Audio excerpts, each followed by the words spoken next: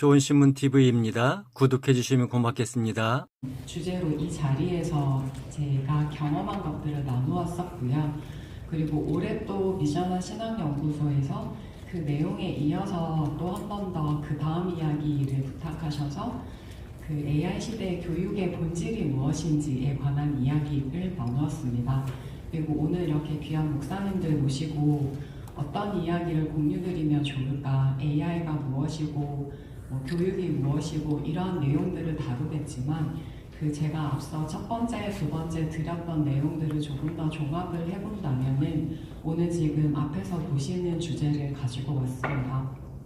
교회에서는 하나님 중심이고 예수님에 대한 사랑을 이야기를 하기 때문에 앞에 이제 목사님께서도 솔로몬을 드러내려고 한 게 아니다 라고 말씀을 해주셨는데요.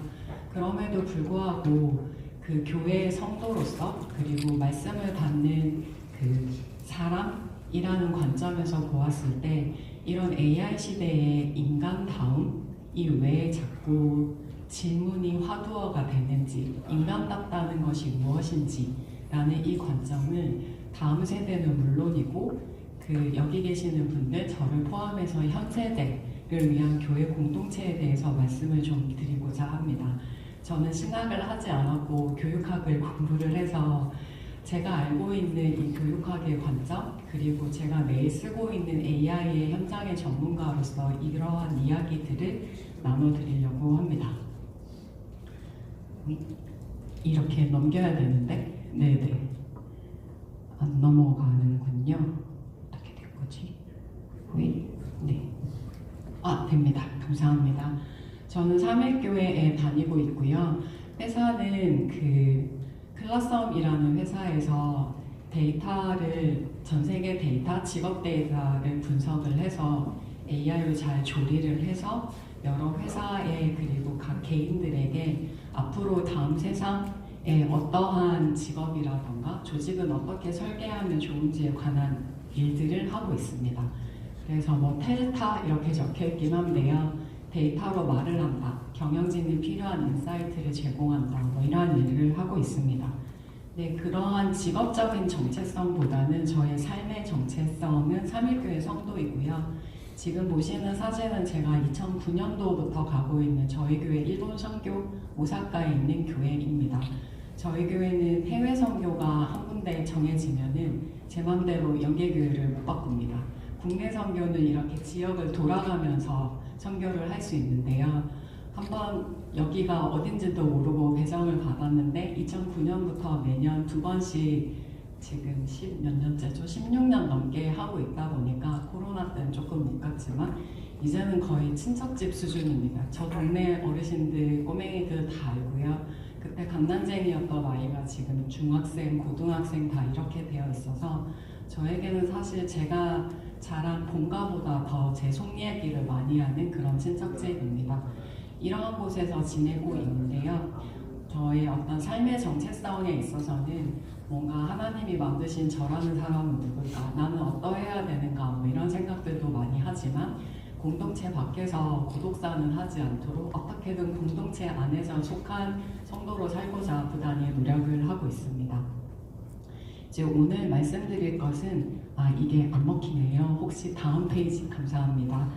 바로 좀 말씀을 드리면 좀 과격한 질문이지만 현대 철학과 그 과거에 많이 하셨던 전통 철학에서 결국 주요한 질문이 사람은 누구인가? 나는 사람인가? 라고 했을 때 사람이라는 단어가 참 어렵잖아요. 그래서 교육학적으로 봤을 때 이해를 쉽게 하려면 비교를 하거든요.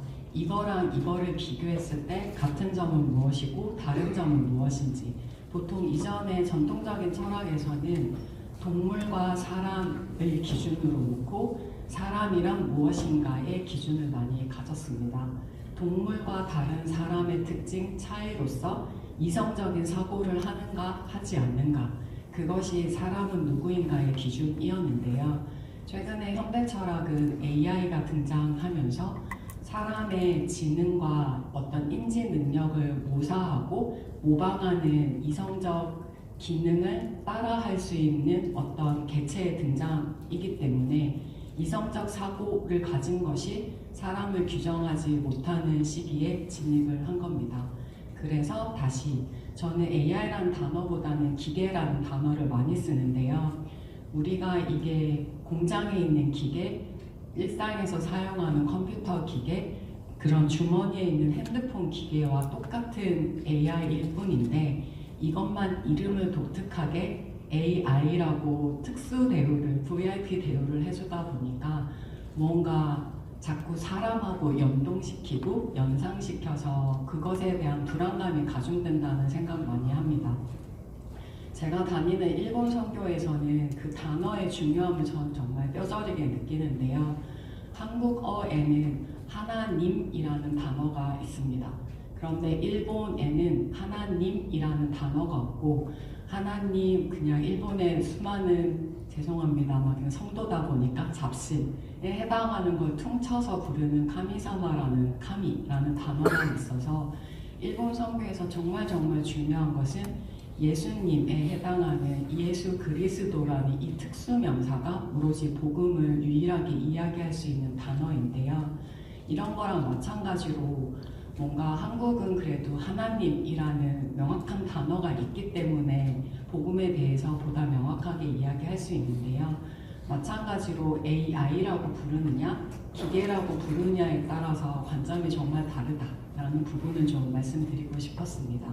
아무튼 그렇다면 현대 철학에 다시 질문을 하고 있는 이성적인 기능을 모방하는 개체의 등장으로 이성적 사고가 사람을 규정하지 않는다면 그런 그 개체를 통칭하는 이 기계랑 사람의 차이가 무엇인가를 놓고 사람을 규정할 때 최근에는 다음 페이지를 넘겨주시면 네, 정서를 보유하고 있는가가 사람인가를 물어보는 차이점입니다.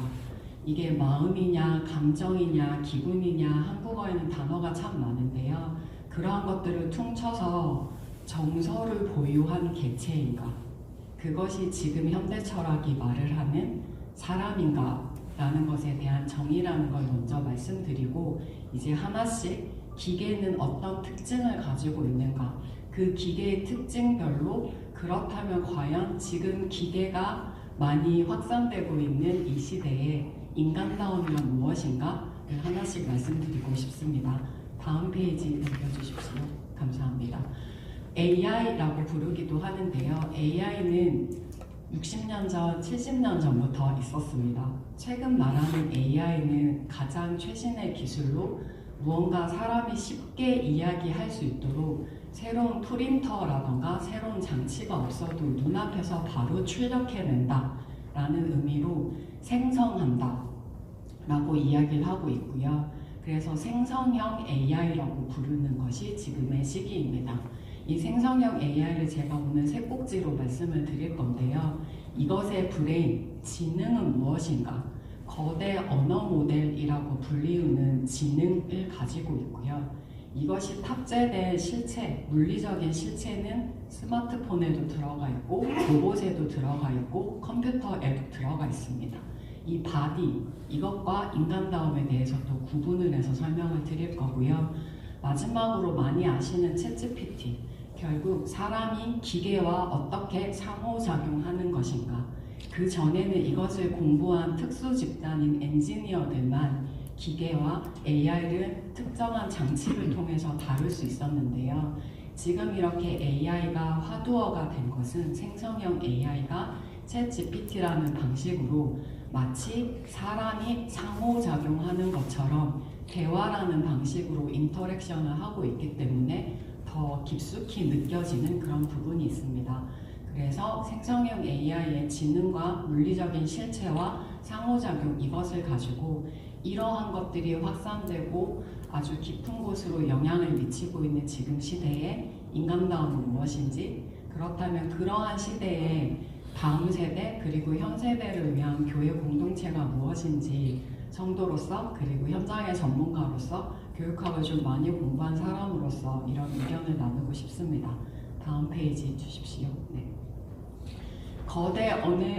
감사합니다. 거대 언어 모델이라는 영어 단어가 좀 복잡하게 느껴질 수 있는데요. 영어로 이야기하면은 라지 랭귀지 모델이라고 되어 있는데요. 크다는 것이 얼마나 큰 것인가를 좀 말씀을 드리자면 그냥 우스갯소리로 바로 직전까지 지금 1초 전까지 인터넷 세상에 뿌려진 모든 정보들은 기계가 다 먹고 있다. 그냥 실시간으로 이미 과거잖아요. 1초 전이면 실시간으로 과거화되는 정보들은 다 자신의 인풋 데이터, 학습 데이터를 넣어서 계속 성능이 올라가고 있다는데요. 그래도 대량의 데이터로 만들어진 대량의 개념을 좀 잡아보시려면 중학교 때 함수를 배웁니다. 1차 방정식은 y는 ax 플러스 b라는 것을 배우는데요. 여기에서 x라는 것은 변수거든요. 변수가 하나일 때 예를 들어서 하나가 되면 그 변수만 생각을 하면 되잖아요. 근데 이 거대 언어 모델은 이러한 변수가 수조 개의 함수라고 생각하시면 됩니다. 그러한 수천억, 수조에 흐르는 변수들은 계속 확률적으로, 통계적으로 연산, 그냥 기계는 산수하는 계산기인데요. 그 전에 컴퓨터는 숫자를 연산하는 기계였고요. 지금 생성형 AI라고 부르는 특히 그 지능의 핵심인 거대 언어 모델은 숫자가 아니라 이제는 텍스트, 문자를 연산하는 데 능한 기계가 등장했다라고 보시면 됩니다. 그래서 인터넷에 뿌려지는 모든 텍스트들, 그게 어떤 나라의 언어인지도 상관없습니다. 글자를 계산을 잘하는 지능의 등장이다라고 보시면 되고요. 그것이 등장을 하게 된 그 배경에는 엄청난 데이터가 들어갔는데 이 엄청난 데이터를 머릿속에서 연상을 하실 때는 함수 1차 함수 조금 중학교 들어가면 2차 방정식, 3차 방정식까지는 배우는데요. 4차 넘어가서는 사람의 사고 구조로 설명하기가 어렵습니다. 그림을 못 그립니다. 1차는 선 하나고 2차는 선이 2개면 3차는 공간이잖아요. 4차는요, 5차는요. 이게 수천 차, 수조 차가 되는 게 거대 언어 모델이다라고 보시면 되고요. 그렇게 기계가 연산을 잘 하도록 만들어진 그 지능에 저희 같은 사람이 입력한 문자, 입력한 내용, 이 내용을 또다시 그 시드머니 삼아서 이게 나침판이구나. 내가 지금 가지고 있는 이 연산 기계에 사용자가 내게 입력한 이 단어의 토시 하나하나 그것이 배열되어 있는 이것이 가지고 있는 이 값들을 나침판 삼아서 수천 조의 연산을 막 해서 이러한 것들이 가리키는 가장 많이 가는 방향에서 바로 눈앞에 있는 결과를 쏟아내는 게 거대 언어 모델입니다. 제가 너무 길게 설명을 드렸는데요. 이걸 하나씩 하나씩 보겠습니다. 대량의 데이터로 만들어졌다라는 것을 조금 더 쉽게 설명을 하면 바로 직전까지 실시간으로 과거화되는 정보를 학습한다라고 말씀을 드렸는데요. 예를 들어서 이 세미나에 방금 담임 목사님의 설교가 유튜브 영상을 통해서 인터넷에 퍼졌다. 그렇게 되면은 그 발화된 오디오가 텍스트로 전환이 돼서 기계는 먹겠죠. 약간 이러한 건데요. 조금 슬프지만 기계는 과거화된 정보를 그대로 있는 그대로 대량으로 그리고 쉬지도 않고 끊임없이 먹습니다. 그리고 계속해서 업데이트를 하니까 그 문자나 이런 텍스트들을 연산하는 성능이 계속 좋아집니다. 제가 SK텔레콤 통신사 출신인데요. 그 당시에 2G, 3G, 4G, 5G 이렇게 기술이 변화가 있을 때 2년, 3년 주기로 바뀌었거든요. 근데 이런 AI는 이 연산의 성능이 3개월 단위로 업데이트가 되고 있고 챗GPT가 나왔던 3년 전의 모델은 지금 어디에도 사용되지 않으며 지금 현재 챗GPT는 거의 30번에 가까운 언어의 업데이트가 있었다.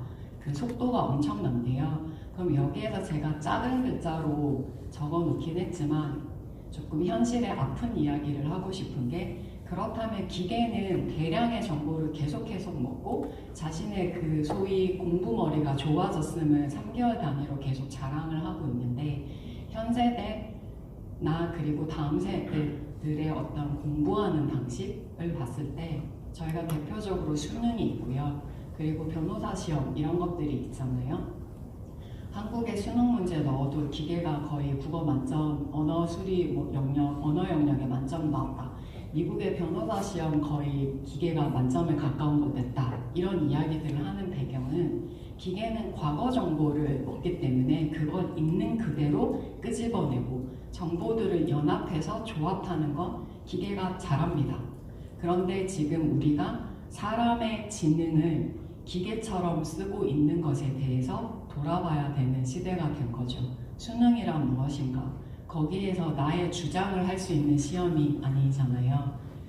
이미 과거가 된 산식들, 과거가 된 역사들, 과거가 된 시, 소설들, 과거가 된 그래프들, 그러한 것들을 때려넣고 있는지 없는지를 끄집어내는 재인출에 사용되고 있죠. 대량으로 때려넣고 빨리빨리 꺼내고 있는지 없는지 확인하고 정확하게 꺼내는 걸 확인하는 건 기계의 시대였거든요.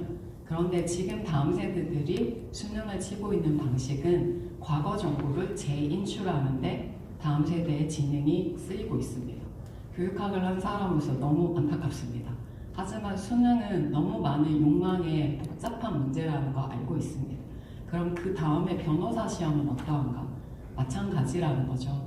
변호사 시험도 과거의 판례들을 대량으로 먹어서 그걸 가지고 법조문에 비춰서 비교하고 판단하고 이것이 합리적이다.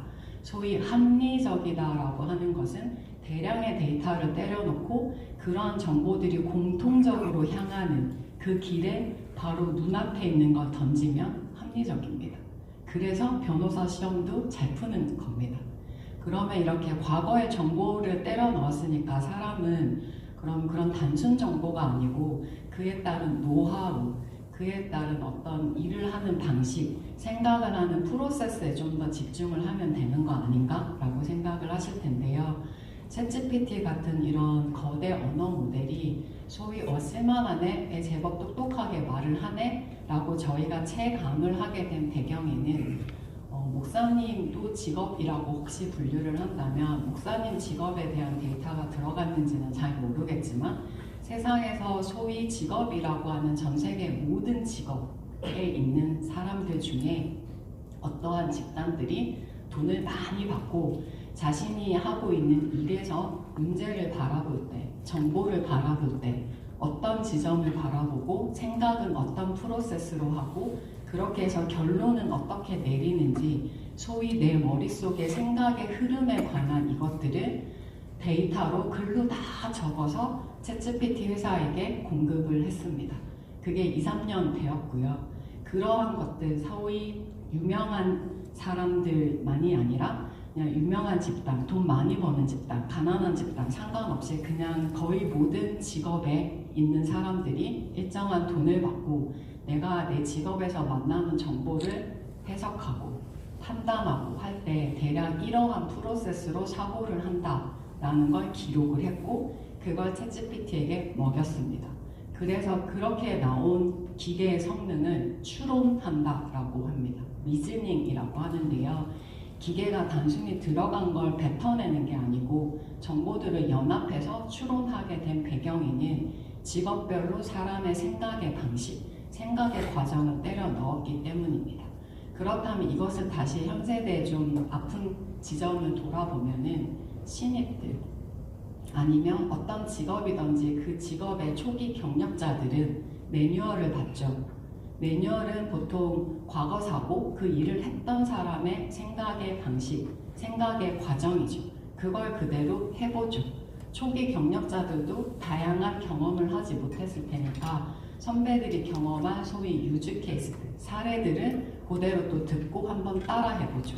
심지어 대학원조차도 교수님들이나 앞선 이론가들이 이미 한 과거의 공부를 따라가고 이제 스스로 연구자로서 독립하는 게 논문을 쓰는 행위인데요. 결국 이거마저도 기계가 먹었다 라고 보시면 됩니다. 그러면 이전에 사람이 했던 방식을 재현하는 것이 기계가 하고 있는데요. 그럼 사람의 지능을 어디에 써야 되는 것인가? 라는 질문으로 이어집니다. 그리고 저기까지 기계가 하다 보니까 최근에 신입을 안 뽑네. 그리고 약간 매뉴얼화되고 무언가 간단한 것들은 기계가 대체를 할 수 있네. 그래서 초기 경력자에 해당하는 사람들이 한국은 좀 덜하지만 미국에서는 9,000명이 잘렸네, 15,000명이 잘렸네, 대량 해고가 일어나네 라고 하는 배경에는 저기가 있습니다. 이것이 대량의 데이터로 만들어진 이라는 특징인데요. 그렇다면은 이 대량의 데이터로 만들어진 이라는 이것들을 봤을 때 한번 오늘의 제가 계속 중간중간에 무엇이 인간다움일까 저도 답은 잘 모릅니다. 하지만 목사님들이 이러한 정보들을 가지고 어떤 목회적인 관점에서 그리고 복음의 관점에서 안타까운 부분을 느끼시는 것이 있다고 생각을 하고요. 그 안타까움이 공명하는 그 지점이 목사님들이 조금 더 관심을 가지시게 되는 영역이 아닐까 합니다. 이게 갑자기 무슨 표현이나 그럴 수 있겠지만 제가 박사 논문을 전문성 개발, 전문가 육성에 관한 것들을 썼는데요. 그때 지도해 주시던 교수님께서 왜 하필이면 너는 전문가에 꽂혔느냐 라는 질문을 하셨는데 딱히 대답을 못 하겠더라고요. 그런데 이제 그 교수님과 대화를 하면서 계속 해주셨던 것이 사실은 너도 전문가가 되고 싶었던 거지.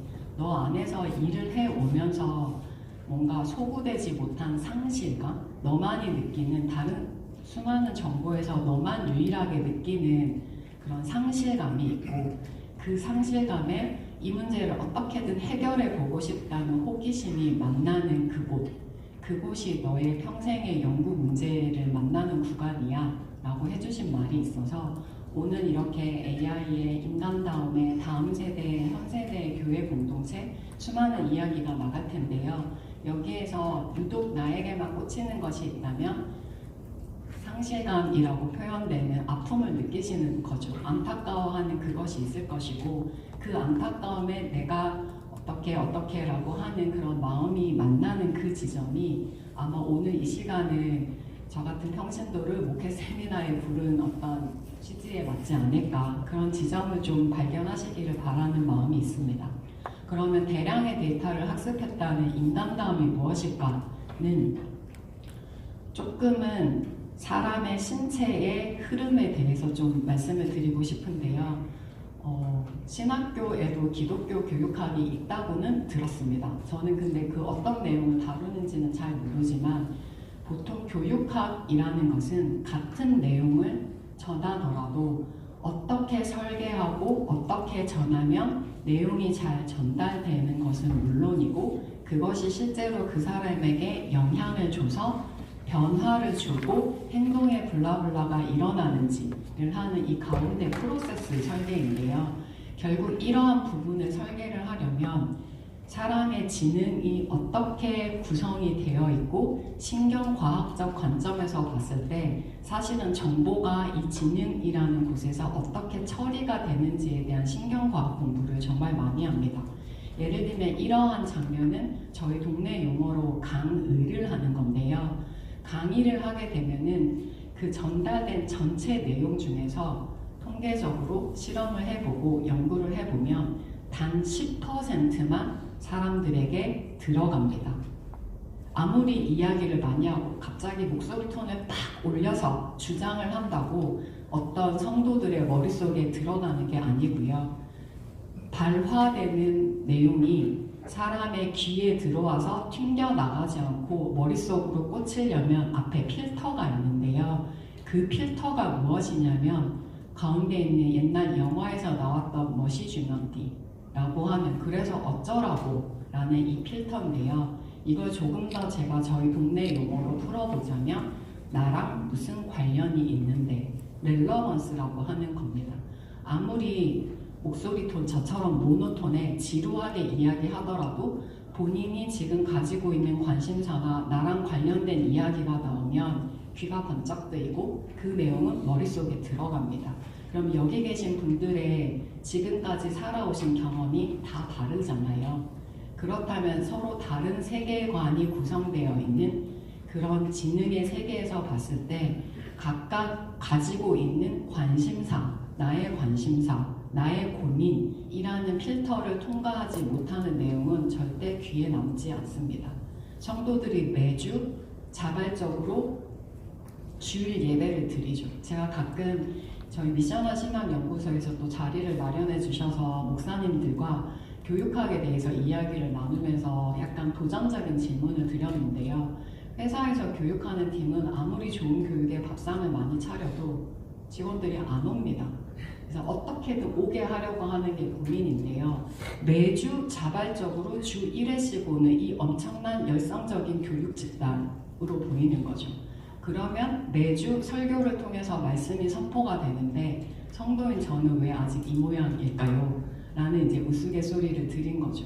누구의 잘못일까요? 선포자인가요? 아니면 저의 문제인가요? 약간 농담 반 이렇게 이야기를 했는데요. 결국에는 나랑 관련된 성도 한 사람 한 사람의 개인사 잘 모르죠.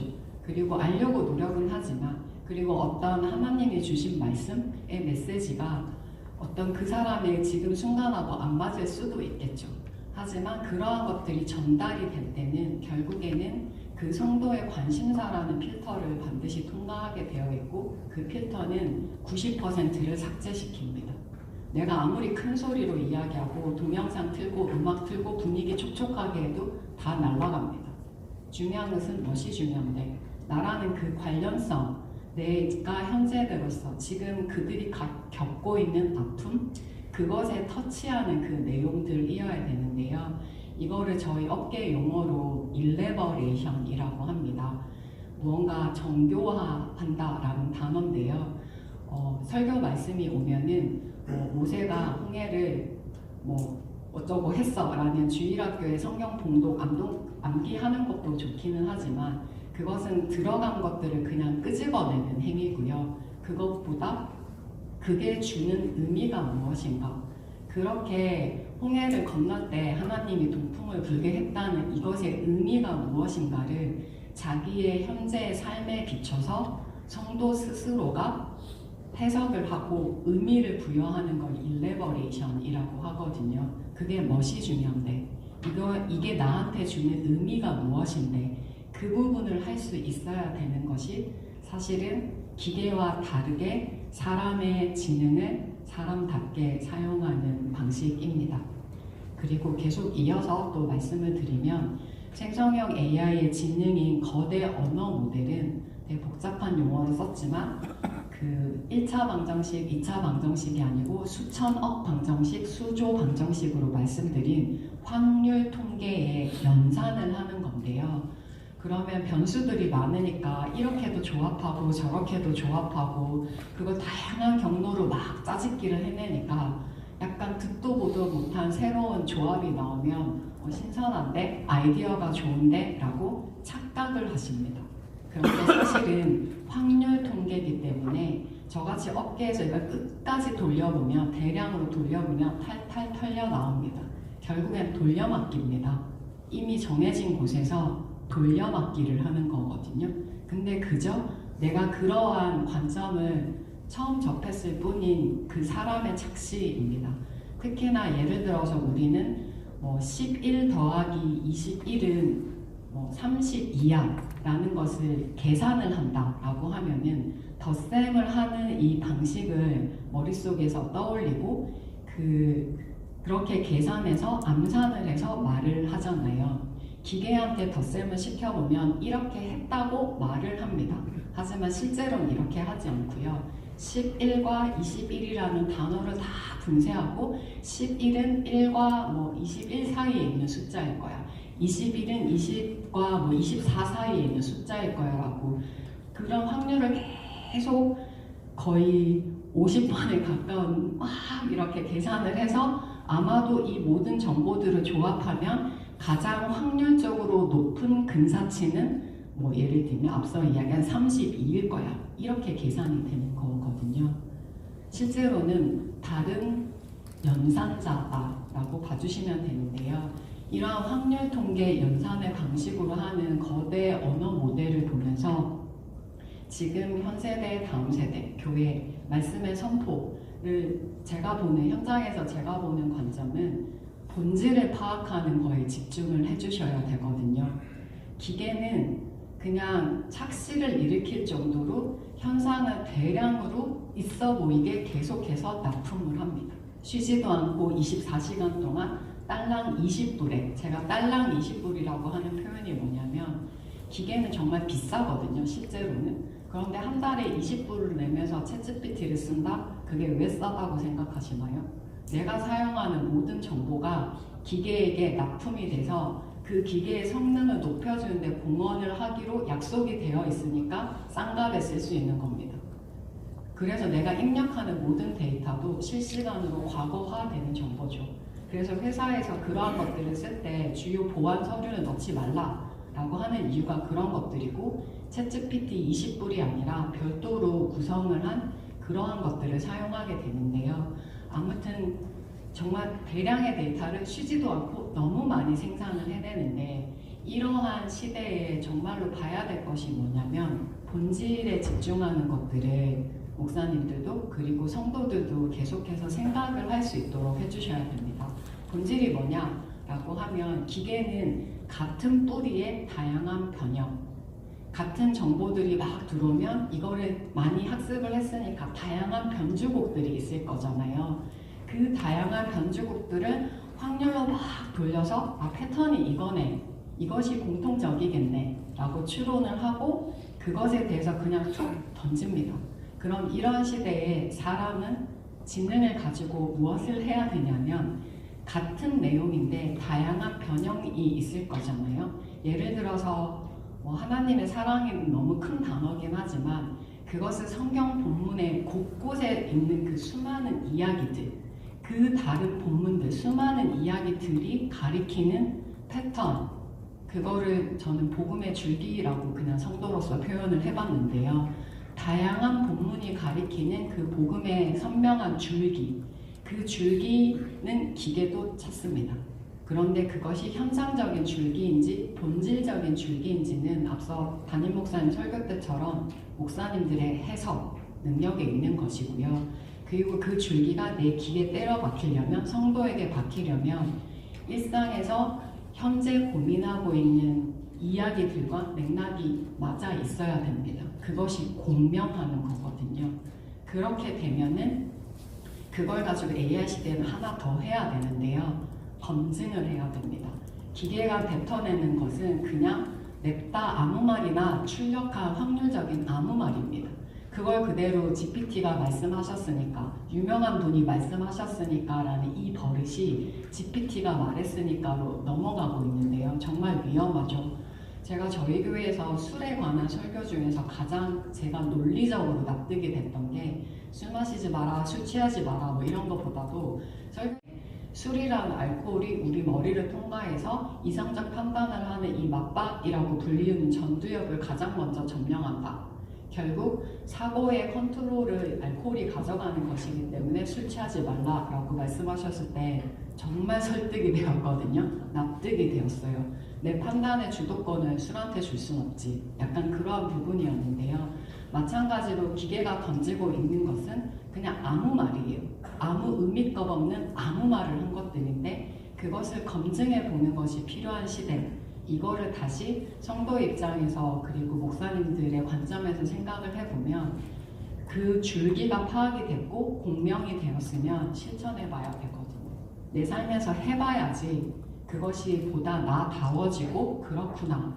이것이 지금 AI 시대의 현 세대와 다음 세대에 필요한 것들입니다.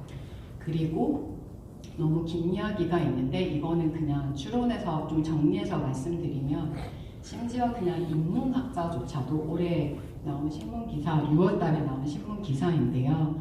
무언가 기계가 사람을 모방한다라고 이야기를 하는데 사실은 이미 사람은 기계처럼 하고 있었다는 거예요. 유명한 사람이 말했으니까 의심 없이, 누군가가 또 인터넷에서 무언가 회자되고 있는 단어니까 사실이겠지. 이러한 것들. 결국에는 자신의 생각이나 자신의 검증, 자신의 삶에서 실천적으로 해보지 않은 것을 누가 했으니까 맞겠지 라는 그 관점으로 살고 있는데 기계가 도전을 하는 거죠. 어차피 님의 생각 아니잖아요. 그거 그냥 누군가를 모방해서 내 말인 것처럼 그냥 내 생각은 없고 들어온 말을 뱉는 거잖아요. 그건 기계인 제가 더 잘해요 라고 하는 거거든요. 정말 인간다움이 무엇인가 라는 관점으로 말씀드렸습니다. 그리고 다시 이 지는 거대 언어 모델의 특징이 사람이 입력한 내용에 관한이라고 했잖아요. 챗GPT 화면에 내가 넣은 내용들인데 한번 사용해 보신 분들은 경험을 떠올려 보시면 같은 말은 나는 의도는 같아요. 알고 싶은 건 같은데 같은 말을 다르게 넣으면 다른 답이 나옵니다. 그럴 수 있겠죠. 어차피 텍스트로 주고받는 거고 자신의 그 학습된 모델에 입력된 텍스트를 증거, 근거, 나침판 삼아서 그거를 계속 추적해서 가는 거니까요. 그런데 같은 말을 똑같이 질문해도 다른 답이 나옵니다. 왜냐하면 얘는 확률 모델이거든요. 정답을 가지고 있는 애가 아니고 예를 들어서 저희가 이 공간에 있는데요. 교육학이 뭐야? 예를 들어서 기계한테 교육학이 뭔지 설명해 이러면 진짜 아무 말에 수준 낮은 아무 답변이 나옵니다. 근데 잔뜩 써내니까 있어 보이게 착각을 일으키는 건데요. 사실 기계한테 질문을 할 때는 어떻게 해야 되냐면 이 공간에 정보들이 꽉 차 있다라고 하면 자, 나 지금부터 교육학에 관한 거를 질문할 거야. 네가 생각하는 교육은 뭐냐? 기계니까 너라고 물으면 일반적으로 뭐 교육학에 대한 이론이 뭐가 있는지 한번 썰을 풀어봐 라고 하면 이 공간에 꽉 차 있는 정보들 중에서 교육학에 관련되지 않은 정보들은 바닥에 다 가라앉고 교육학에 해당하는 정보만 떠 있겠죠. 그 다음에 다시 그러면 거기에서 최근 20년에 어쩌고 하면 그거랑 관련된 것만 살아있고 나머지는 가라앉는 이게 확률 모델이거든요. 그래서 같은 질문을 넣어도 다른 답이 나오는 건 질문 하나였겠죠. 그리고 어떤 거를 알고자 하는지 맥락 설명 없이 그냥 한 줄 이것만 던졌겠죠. 그러면 이 수많은 공간에서 이 한 줄의 정보를 통해서 이렇게 갈 수도 있고 이렇게 갈 수도 있고 이렇게 갈 수도 있잖아요. 아무 말이나 뱉는 원인입니다. 결국에는 기계가 출력해내는 성능은 사람의 질문, 입력의 수준에 달려 있습니다. 같은 기계를 놓고도 20불짜리를 놓고도 잘 쓰는 사람과 그렇지 못한 사람은 결국에는 내가 묻고 싶은 질문이 무엇인가인데요.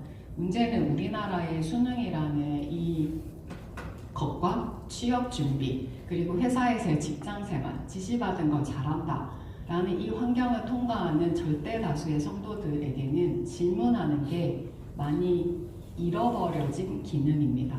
어릴 적에는 엄마한테 질문을 너무 많이 해서 질문 그만해! 이러한 어린이들이 한국 사회에서 어떤 교육 과정과 직장 생활과 무언가를 통과하다 보면 질문이 없어집니다. 그런데 지금 AI 시대에는 말을 하고 과거의 정보를 찾아내고 연계를 짓고 하는 건 기계가 다 하거든요. 그리고 그러한 기계를 잘 쓸 때 질문을 어떻게 하느냐를 요구받고 있는 시대인데 결국 질문에 대한 것들로 가는 겁니다. 나는 어떻게 살고자 하는가? 그것은 나의 삶인가? 뭔가 부모님이 정해놓은 성공의 방정식인가? 아니면 있어 보이니까 내 거라고 착각하고 욕망을 추종하고 있는 것인가? 그게 나에게 행복이란 무엇인가? 이것들을 정말로 아니 그렇게 배부른 질문을 하는 게 말이 되나요? 라고 했던 과거가 있는데 지금 현재 AI 시대는 이게 가장 빈곤한 질문입니다. 이 질문에 계속해서 도전을 받고 있고 그렇게 기계가 계속해서 생성을 해낼 때 질문에 어떻게 답을 해야 될까요?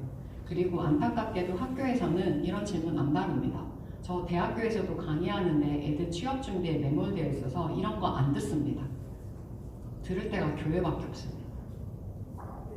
그렇다고 제가 인본주의적 철학을 가르치셔야 된다는 이야기가 아니고요. 하나님은 우리를 누구라고 하셨나? 나라는 사람이 어떤 것을 바라고 계신가? 왜 나를 사랑하는가? 타인을 통해서 나를 이해하게 되잖아요. 동물을 통해서 사람을 이해하는 것처럼 기계를 통해서 사람이 어떻게 사람다워야 되는가를 이야기하는 것처럼 이런 질문이 정말 중요한 현재가 되었습니다. 이거는 좀 넘겨도 될 것 같고요. 이런 이야기들을 드리는 책들도 정말 많습니다. 매년 이맘때쯤이면 유명한 트렌드 서적도 나오는데요. 그런 트렌드 서적이 가리키는 게 명확합니다. 직업이 사람보다 먼저 죽는 시대가 왔습니다. 한국 사회는 어떠신지 잘 모르겠지만 저는 1976년도에 태어났는데요. 제가 이렇게 근 49년을 살아오면서 어리지만 또 많을 수도 있지만 그러한 경험을 하면서 제가 봐온 한국 사회는 직업이 우상화되어 있습니다. 대기업에 다니냐, 되게 유명한 학교 대학을 나왔냐, 서울에 되게 유명한 곳에 지자체 가지고 있느냐, 이러한 것들이 직업을 통한 경제 활동과 맞물려서 좋은 직업을 가져야 된다는 게 역산에서 초등학교, 중학교, 의대를 가야 된다, 어디를 가야 된다 라고 해서 직업은 경제 수단인 것이고 사실 직업은 의무가 아닐 수도 있는데 선택사항일 수도 있는데 이것이 우상화가 되어 있습니다. 제가 이 이야기를 하는 배경은 자기가 믿고 추종했던 우상이 갑자기 죽으면 허망해지잖아요. 그런데 지금의 직업은 AI 덕분에 직업이 먼저 죽거든요. 회사가 먼저 죽습니다. 사람이 더 오래 삽니다. 그리고 심지어 최근에 저성 노화다 이런 단어들을 포함해서 노화, 우리는 죽는 것이 정해져 있지만 좀 덜 고통스럽게 죽고 죽기 직전까지 최대한 건강하게 이러한 관점으로 의학이 접근을 하고 있어서 노화를 질병처럼 바라보는 시기로 가고 있습니다. 오래 삽니다. 그랬을 때 직업이 가지는 것이 얼마나 의미가 없겠습니까? 살면서 여러 직업을 가지게 될 것이고요. 직업이 계속 바뀌잖아요. 그러면 계속 같은 질문이 들어옵니다. 나는 누구인가? 그리고 어느 정도 배고픔이 해결되는 일정한 최소의 경제력이 해결이 되고 나면 이걸 하는 나는 왜 이걸 하고 있는가? 이걸 통해서 어떤 것을 추구하는가? 이런 질문이 가는데요. 그렇게 강사님이야 의미를 추구하지 사람들은 그렇게 의미를 추구하지 않는다 라고 생각하실 수 있지만 챗GPT조차에도 휴먼은 왜 커리어를 신경 쓰는가? 라고 물어보면 휴먼은 미닝을 추구하기 때문이야 라고 어디서 주서들은 연구 결과를 그냥 아무 생각 없이 냈다 뱉습니다. 이걸 해석을 해보면 결국엔 저희는 죽는 존재라는 거죠. 뭔가 기계처럼 죽지 않는, 걔네들은 데이터를 삭제하지 않으면 영구 불변의 존재입니다. 내가 무한히 산다라고 생각하면 시간이 넘쳐나잖아요. 의미를 추구하지 않습니다. 무한한 존재는. 그런데 죽음이 정해져 있고 끝이 정해진 존재만이 의미를 추구합니다.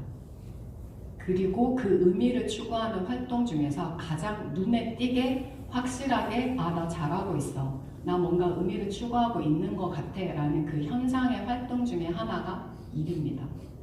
그러한 부분인데 한국 사회는 경제 성장도 있고 IMF도 있었고 많은 이야기들이 있을 텐데 그게 우상화가 되어 있는데 저게 직업이 먼저 죽는다는 거죠.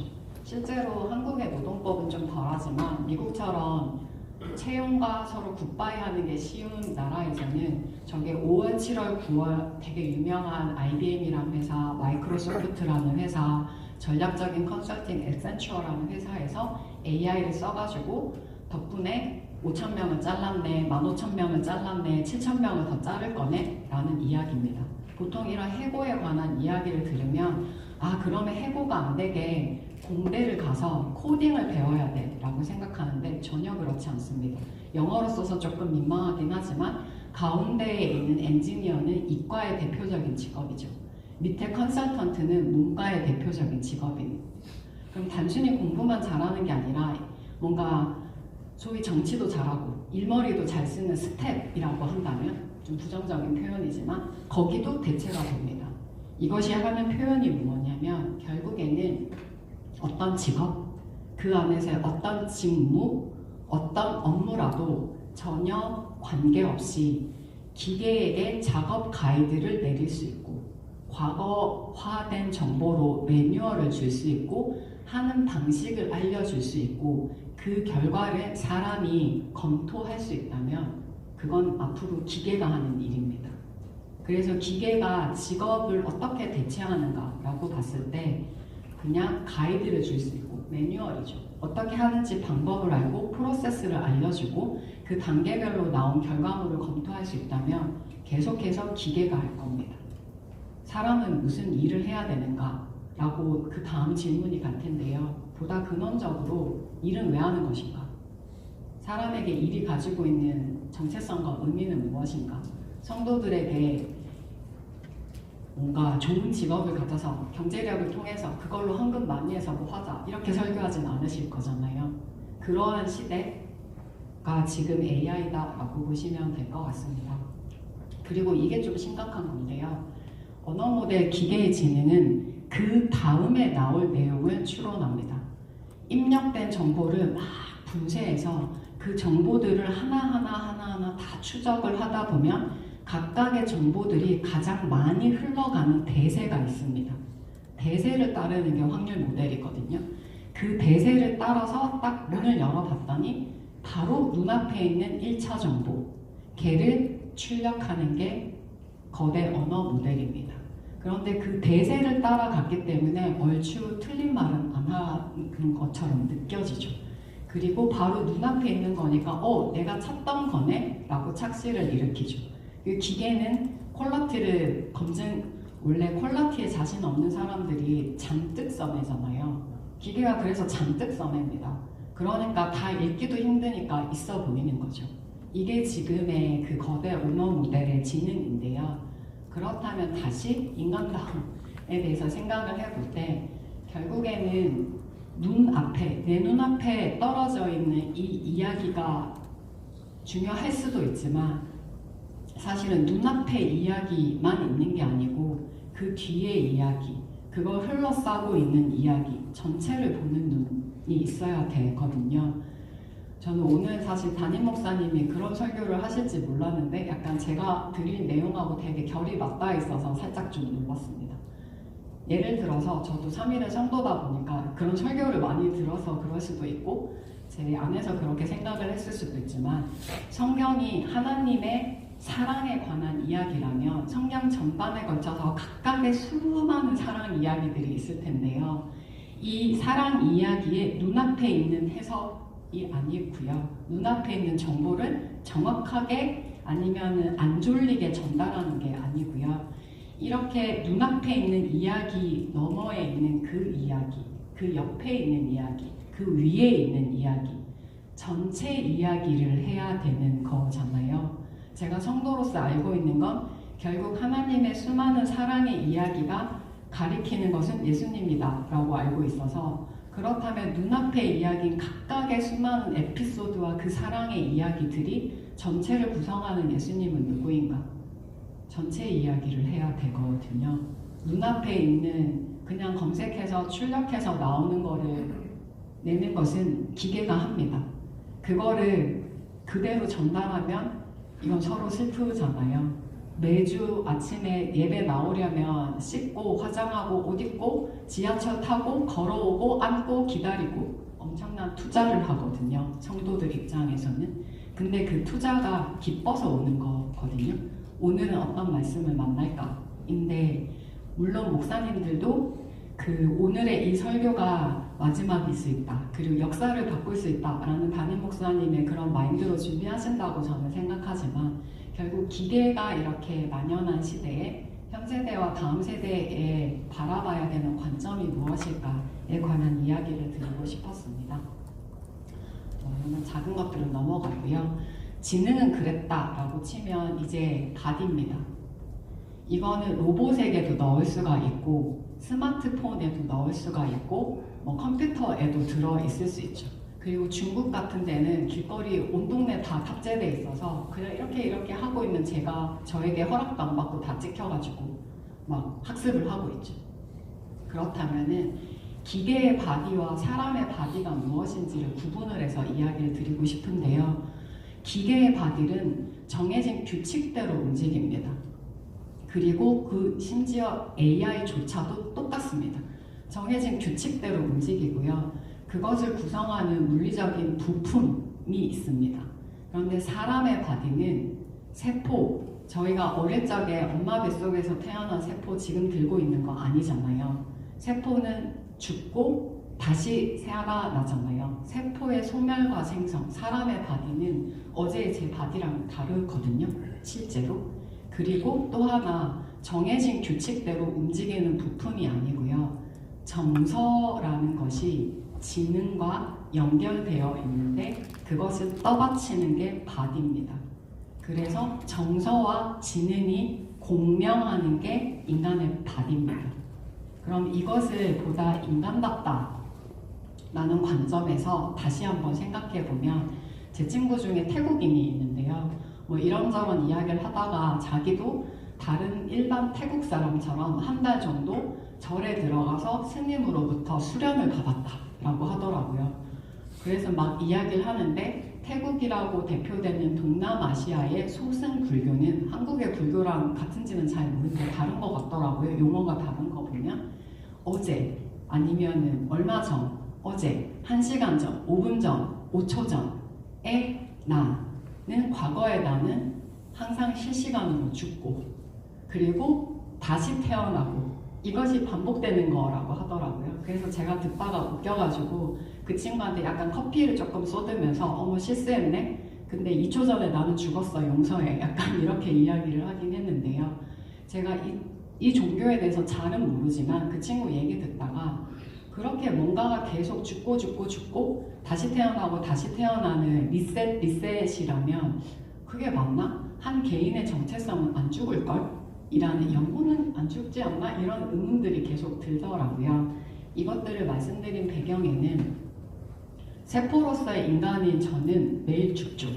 그런데 직업이 먼저 죽고 세포도 죽고 이렇게 모든 정보는 과거화 되어버리는 이 AI 시대에 결국 나는 누구인가란 이 정체성, 이 정서와 공명하는 이 바디를 위해서라도 흔들리지 않는 기반이 있어야 되거든요. 흔들리지 않는 기반이 성도로서 무엇일까라고 좀 생각을 해볼 수 있을 텐데요. 저의 간증은 아니지만 저의 오랜 신앙생활과 방황의 역사 속에서 그래도 야 정신 차려라고 하고 하나님이 저를 인격적으로 만나주신 순간이 있을 거잖아요. 그때 해주신 말씀이 저는 어릴 적부터 교회를 다녀서 무언가 중간에 신앙을 갖게 되신 분이 간증이나 이야기를 할 때 나는 언제 어떤 사건을 통해서 하나님을 만났고 그때 나에게 주신 성경 말씀은 무엇이야 라고 이야기하면 정말 부럽거든요. 그런 경험이 없어요. 그냥 기독교 집안에 태어났어요. 그리고 교회 안 가면 용돈을 안 주셨거든요.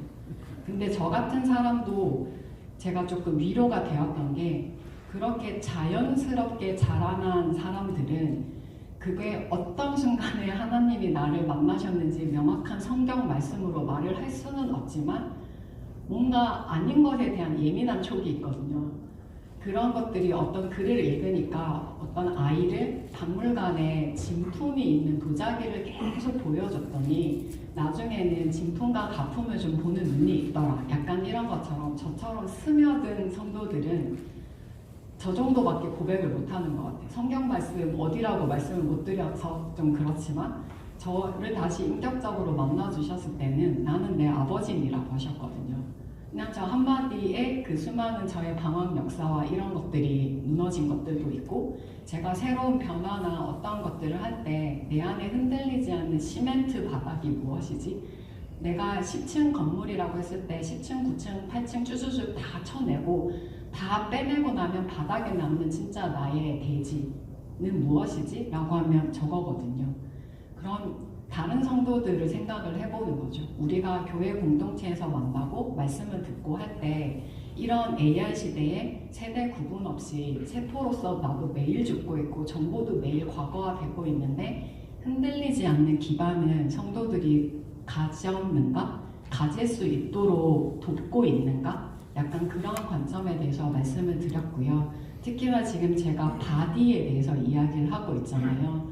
결국 앞에 있는 지능이라고 불리우는 이성 그리고 영혼의 정서 이 이성과 정서가 서로 함께 울리는 공명 이게 바디거든요. 그럼 내가 바디를 가진 존재라는 걸 어떻게 할까? 라는 그것들이 중요한데요. 저는 삼일교회 성도로서 떠올려 보면은 금요기도회에서 정말 목소리 높여 찬양할 때 아 내가 바디를 가진 사람이구나 라는 생각이 들거든요. 목청이 따가울 때도 있지만 어떤 악기의 소리가 다 배제되고 순수하게 사람의 목소리만으로 떼창을 하는 같은 찬양을 계속해서 부를 때 아 저의 이성과 저의 정서가 공명하는 걸 느끼거든요. 결국에는 사람이라는 존재가 가지고 있는 이 이성과 정서가 공명하는 이 바디가 예배 가운데 신앙의 삶의 가운데 어떻게 될 것인가를 생각을 하셔야 되는 이성의 지능에만 접근하는 메시지가 아니라 이 이성과 정서를 가진 사람은 공명한다고요. 예배 가운데 무엇과 공명하게 할 것인가, 누구와 공명하게 할 것인가에 대한 것이 지금 AI 시대가 오히려 새롭게 주고 있는 관점인 것 같습니다. 그리고 저희 교회 지금 담임 목사님 오시기 전에 저는 삼일교회를 2005년부터 다녔는데요. 저희 모두가 무릎 꿇었던 슬픈 시기가 있습니다. 담임 목사님이 없었던 그 시기. 근데 저는 그때를 항상 강한 기억으로 가지고 있는 게요. 금요 기도회를 가면 2층 본당의 의자, 그 작은 의자에 다 무릎 꿇고 앉으라고 했거든요. 그 자리가 불편하면 옆에 복도에 나와서 통로에 다 무릎 꿇고 앉으라고 했고 우리가 무슨 죄를 지었고 우리에게는 소망이 없고 하나님만이 우리를 살리실 수 있고 라고 했던 그 대성통곡하던 시기가 있었는데요. 그러면 의자 위에 앉았던 기억, 통로 바닥에 앉았던 저의 신체의 기억이 저의 이 아로 새겨져 있을 거잖아요. 그리고 그때 기도회에서 흘린 눈물, 슬프죠. 제가 흘리는 그 슬픈 마음과 사람들이 훌쩍거리는 그 청각의 기억이 저에게 아로 새겨져 있거든요. 그리고 덥잖아요. 여름에 시원하기도 하고 저희 길었거든요. 그 기간이 봄, 여름, 가을, 겨울을 다 보냈습니다. 그렇게 그 공간에서 맡은 그 냄새들이요. 그 공간에 채워진 열기가 저한테 아로 새겨져 있거든요. 제가 이 얘기를 왜 하냐면 어떠한 정보라도 나랑 관련이 있는 정보만 필터를 통과해서 들어오기 때문에 메시지는 10%만 남습니다. 근데 그 중에서 들어간 정보 중에서 무엇이 가장 먼저 쉽게 즉각적으로 떠오르는가가 교육학에서 되게 중요하게 생각하는데요. 중요한 내용을 암기를 시키고 싶고 그것을 질문했을 때 즉답이 나오게 하려면 어떤 식으로 기억하도록 도와줘야 되는가에서 어떤 감각의 기능이 가장 즉각적으로 반응하는가에 대한 신경과학 연구들이 정말 많습니다.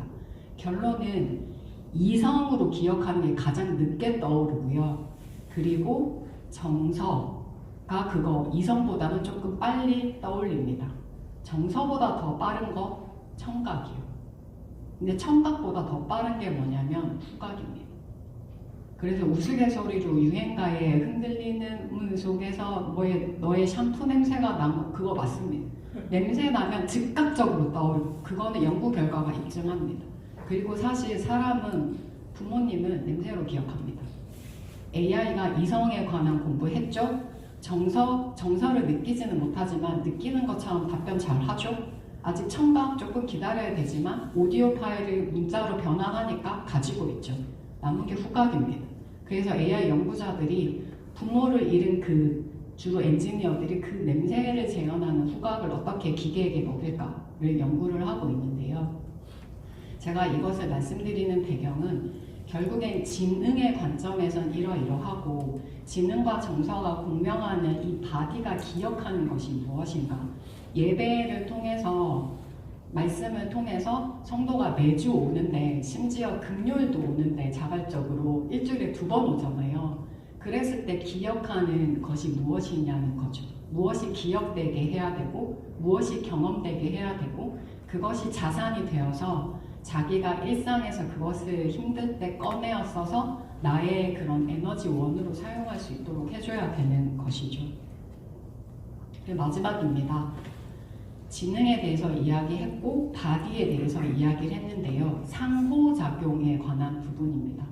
기계랑 컴퓨터 공학을 전공하지 않아도 코딩을 할지 몰라도 기계랑 상호작용을 할 수 있게 되었잖아요. 그게 챗GPT와 같은 방식인 대화의 방식인데요. 보통 챗GPT를 쓰면은 기계와 사람이 대화를 하죠. 그런데 실제로는 그 뒤에 챗GPT는 껍데기고요. AI도 있고 파이썬도 있고 무슨 그림 그리는 도구도 있고 뭐 해석하는 뭐도 있고 뒤에 수많은 디지털 기술들이 있거든요. 사람이 기계와 대화를 하면 그 다음에 기계와 기계끼리 정말 대화를 많이 합니다. 이게 AI인데요. 이게 챗GPT인데요. 이걸 갑자기 왜 들고 왔느냐? 무엇이 인간다움일까를 조금만 더 나아가서 무엇이 공동체다움일까에 대해서 챗GPT 때문에 생각을 정말 많이 하게 됩니다. 요즘에 어린 친구들은 그냥 AI 네이티브 세대라고 보시면 되세요. 그냥 휴대폰을 손에 쥐어주는 순간 AI와 살고 있다 라고 생각하시면 되고 유튜브 알고리즘 당연히 AI죠. 이미 일상화되어 있는데요. 그렇게 기계와 사람이 상호작용하는 시간이 훨씬 더 많죠. 그런데 그렇게 기계에게 사람은 애정을 쏟고 있잖아요. 저는 애정은 자기가 시간을 어디에 쏟는지가 사실은 내 말이 중요한 게 아니고 내가 돈을 쓰고 내가 시간을 쏟는 게 사실은 애정의 산물이라고 생각을 하고 있거든요. 기계에게 그렇게 시간을 많이 쓰고 있는데 그럼 기계는 우리에게 그때의 답변뿐만 아니라 자기네 기계들조차도 기계들끼리 그렇게 소통을 많이 한다는 거죠. 그런데 사람은 어떻게 되나요? 제가 통신사 출신이라고 말씀드렸잖아요. 핸드폰, 스마트폰이 나올 때 통신사가 약속했던 디지털 기술이 약속했던 건 하나예요. 물리적인 공간으로부터의 해방. 꼭 그거를 할 때 학교에 어디에 가서만 찾아보지 않고 핸드폰에서도 찾아볼 수 있어요. 그 사람을 만나려면 꼭 비행기 타고 아니면 기차 타고 거기가 아니고 전화로 할 수 있어요. 그리고 그 자료 문서 작성하는 거 하려면 꼭 그 사무실에 거기 들어가지 않아도 핸드폰 통해서 할 수 있어요. 물리적인 공간으로부터의 해방, 그로 인해서 확보되는 자유, 그리고 절약되는 시간을 보다 자기 자신을 위해서 쓰세요 라고 했거든요. 그 약속은 지켰죠. 근데 통신사가 거짓말한 건 아니지만 몰랐던 게 있죠. 사람들이 그거에 너무 올인을 해서 그 기계와 상호작용을 하지 핸드폰과 상호작용을 하지 타인과 상호작용을 안 하는 것들이 보이잖아요. 가족들 간에도 식사 테이블에 앉아서 서로 핸드폰 보고 연인들 간에도 카톡 보는 그 현상은 통신사도 몰랐어요. 핸드폰 만드는 사람들도 그런 미래를 꿈꿨던 건 아니거든요. 근데 그렇게 디지털 기술이 왔잖아요. 그럼 조금 더 진화된 AI 기술은 보고 있으면 더 심각하죠. 그래도 핸드폰은 사람들이 핸드폰을 가지고 만나기라도 했잖아요. 테이블을 마주하고 대화를 하지 않더라도 물리적으로 만났거든요.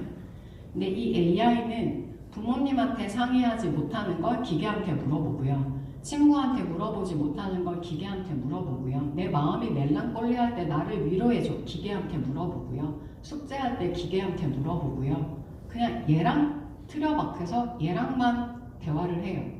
그러면 AI도 분명히 약속을 하죠. 당신을 위한, 너만을 위한 모든 정보를 24시간 항상 잘 찾아서 당신만을 위한 답변을 당신만을 위해서 대기하고 있어요. 라고 약속을 하고 그 약속은 지키겠죠.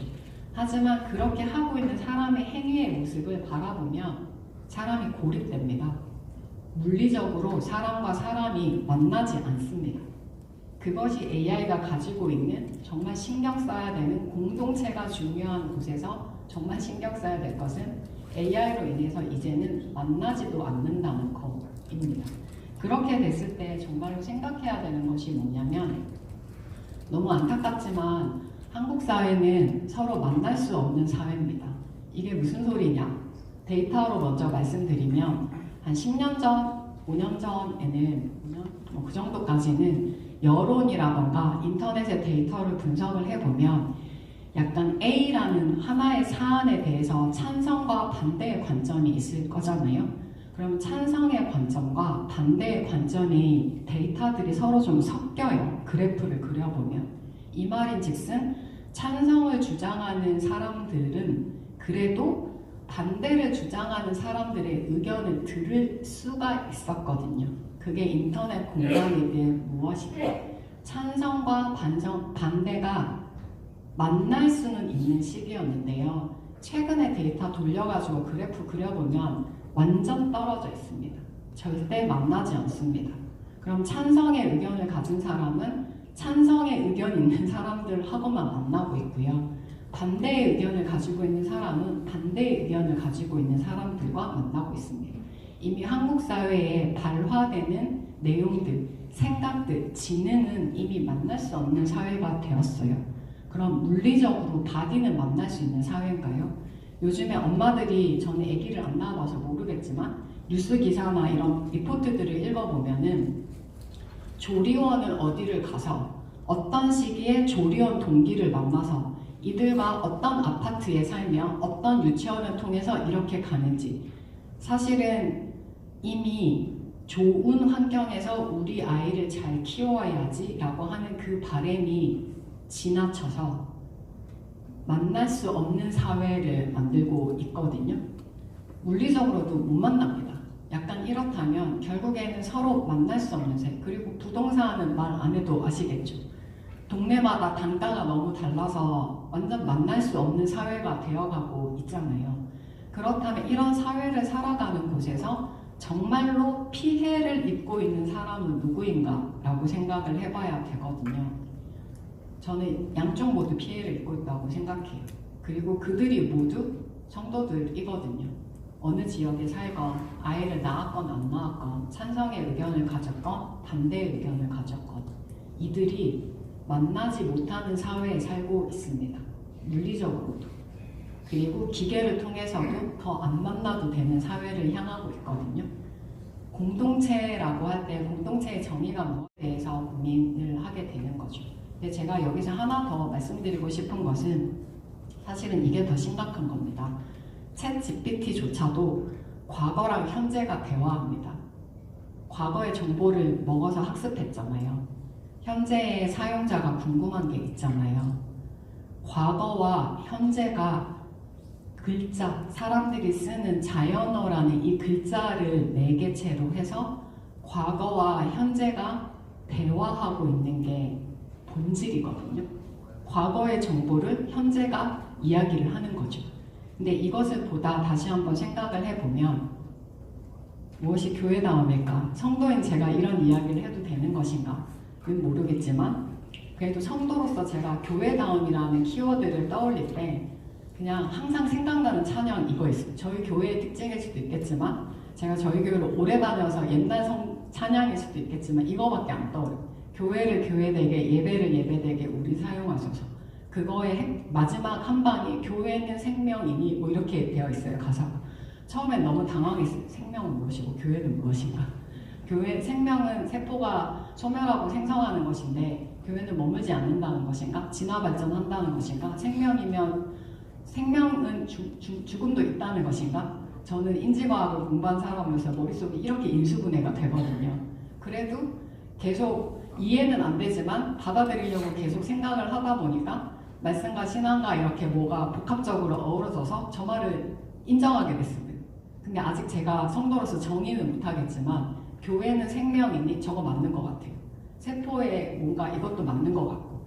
그렇다면은 과거와 현재가 대화하는 게 기계조차도 사람이 과거와 현재가 대화를 하는데 생명은 어떤 과거와 현재가 대화를 해야 되는 것인가? 그리고 교회 공동체는 만날 수 없는 사회를 안타깝지만 교회에서도 제0이 되고 있잖아요. 나이대에 따라서 대학부, 청년부, 장년부. 제가 아마 저희 교회 장년부 소속인 걸로 아는데 공동체 활동을 선교 활동은 하는데 제가 결혼을 하지 않아서 저희 교회에서 결혼하지 않은 그 장년이 갈 수 있는 곳이 죄송합니다. 없습니다. 그래서 공동체를 갔을 때 공명하지 않는 대화를 해야 되는 것도 힘듭니다. 그래서 선교만 열심히 하고 예배를 드리는데 그럼 이제 연락이 오십니다. 얼마 전에도 전도사님이 전화를 주셨는데요. 제가 등록은 되어 있지만 공동체 활동에서 체크가 안 되는 블랙리스트인가요? 저 그래도 생각보다 금요 기도회도 가고 선교도 하고 예배도 잘 다니고 있습니다. 저를 엄청나게 이렇게 설명을 해야 되는 걸 1년에 2번 정도 경험하고 있습니다. 그리고 그 전도사님은 참 감사했던 게 전화를 주셨죠. 보통은 그냥 문자 오고 끝납니다. 근데 아무튼 교회조차도 사실은 더 세대 간의 공감을 생각해서 세대 간의 분리를 했겠지만 사회가 이미 그리고 AI로 인해서 만날 수 없는 사회인데 교회에 오면 더 만날 수 없는 사회입니다. 약간 그런 부분들이 있는데 그런 환경에서 기계도 과거와 현재가 대화를 하는데 교회가 생명이라면 교회다운 무엇인가? 그냥 성도인 저는 이렇게 생각했습니다. 과거로 적힌 말씀이 성도들의 그 현재의 삶에서 복음이 돼서 성도들 간에 공명하는 곳이 되는 곳이 교회다움이 아닐까? 라고 생각했습니다. 과거로 적힌 하나님의 이야기가 오늘 현재 내 고민에 맞닿아 있는 그 울림으로 나에게 복음이 되고 그게 내 안에 넘쳐 흘러서 아 그게 맞는 것 같아 라고 넘쳐 흘러서 다른 성도들과 이야기하고 공명하고 삶으로서 그렇지 눈빛으로 주고받고 살아내는 것 이런 게 교회다움 아닌가? 사실 AI 시대에 정말 필요한 건 이건데 과거에 대해서 해석을 현재화하십니까? 사람의 지능을 사람답게 쓰고 계십니까? 사람은 이성과 정서가 공명하는 바디를 가졌다는 걸 알고 계십니까? 만나지 않는 사회가 더 심화되고 있는데 교회에서조차 만날 수 없는 구획으로 살고 있는데 어디서 누구를 만나 누구와 공명해야 됩니까? 라는 질문이 듭니다. 이것이 성도로서 저희 교육학을 공부하고 AI를 쓰고 있는 현장의 전문가로서 제가 나눠드리고 싶었던 인간다움이 강조되는 AI 시대에 다음 세대와 현 세대를 위한 교회 공동체는 무엇인가에 관한 내용이었습니다. 감사합니다.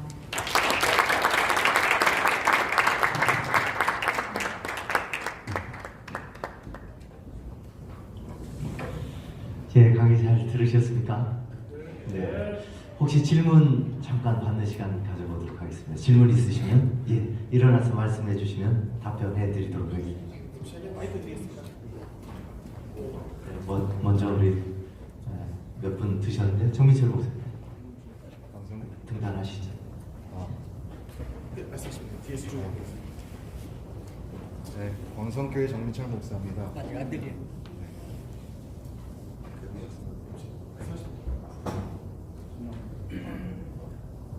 곧 나올 것 같습니다. 네.